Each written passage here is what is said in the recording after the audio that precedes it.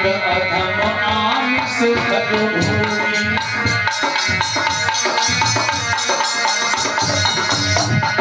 गति दीनी जो चाचक योगी।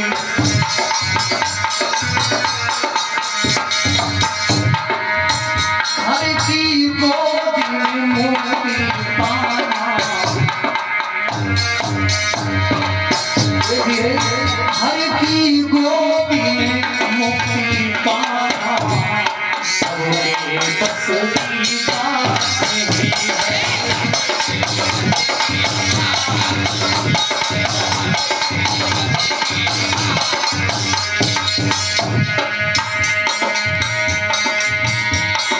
कृष्ण नाम का रस पी लेना।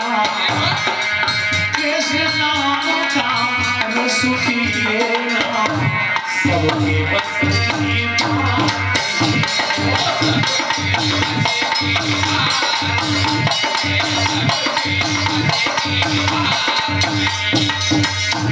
सुनो भैया, ये गोस्वामी जी ने लिखा है, अरे एहि सर जाय निकट अभागा।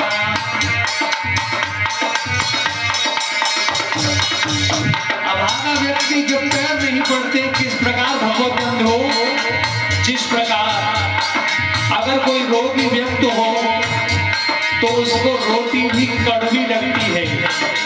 सही बात है ना भैया? मुंह तो हटाते करो। देखिए इसे साइंटिफिकली समझिए हर एक बात को वैज्ञानिक पद्धति से। वैज्ञानिक से कहते हैं थ्योरी और प्रैक्टिकल दोनों ही चलते हैं। तो जब रोगी को रोटी कड़वी लगती है, रोटी कड़वी है क्या? रोगी के अंदर विकार कड़वे है, ये बताओ। रोगी के अंदर कड़वापन है, रोटी कड़वी नहीं है। तो इसलिए गोस्वामी जी ने क्या लिखा है कि पूर्व जन्म के जब पाप होते हैं तो व्यक्ति को हर चर्चा अच्छी लगती है। तुलसी पिछले पाप में और हर चर्चा में सोहर। जैसे ज्वर पीड़ित को और भूख विदा हो जाए, अरे बुखार वाले व्यक्ति को भूख नहीं लगती, रोटी कड़वी लगती है।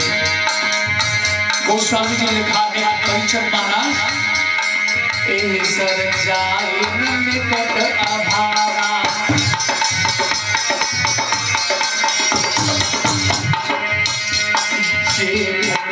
किसी और भक्तारा।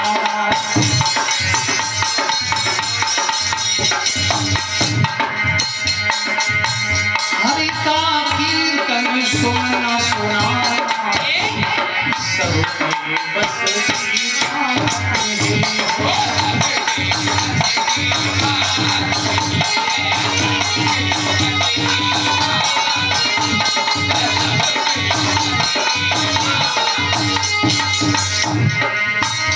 सेवक भैया अंत में एक शब्द और है और मौर्यता योग की घटना है।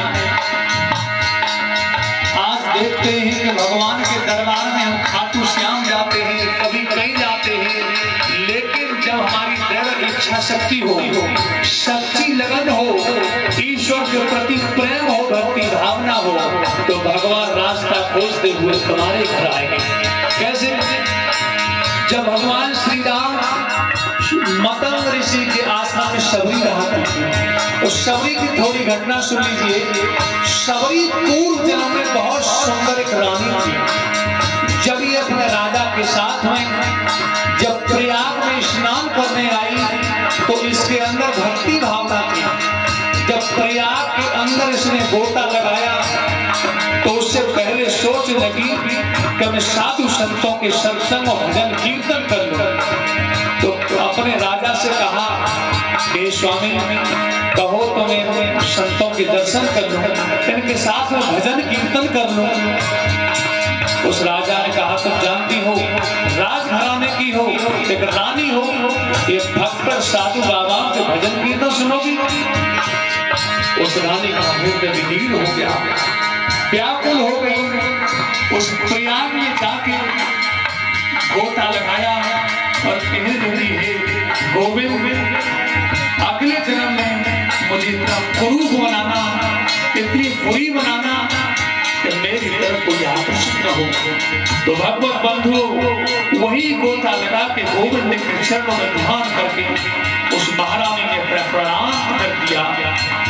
वही महारानी आकर के इधर शबरी के रूप में आई है। तो भगवत बंधु जिस दिन शादी हो रही थी और जब उसकी शादी में बहुत से जीव जंतुओं का कत्लेआम हो रहा था, शबरी की मां ने कहा बेटी तेरी शादी के लिए है। उसी रात को शबरी आधी रात के वक्त निकल गई, मतांग ऋषि के आश्रम में पहुंच गई। वहां जाकर के बहुत दिनों तक सेवा करती रही, आधी रात में झाड़ू लगाती रही। चेला कहते हैं कि झाड़ू कौन लगाता है।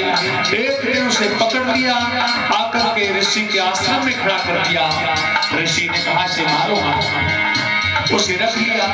मतंग ऋषि जब गए तो भगवत बंधु से कह गए कि तुझे इतने राम मिलेगी। गुरु वचन पर विश्वास कर लिया। शबरी ने 10,000 वर्षों तक इंतजार किया प्रभु का। क्यों? त्रेता में उंगली बहुत हुआ करती थी। भगवत बंधु भगवान श्री राम जगह जगह पूछ रहे थे भैया मेरी शबरी का आश्रम, शबरी माता के बारे पूछते पूछते शबरी के आश्रम में पहुंच गए। जाके शबरी ने जैसे प्रभु को देखा है, पल्लू बिछा दिया है, विलीन हो गए मेरे प्रभु, बैठ जाइए। बैठ गए प्रभु।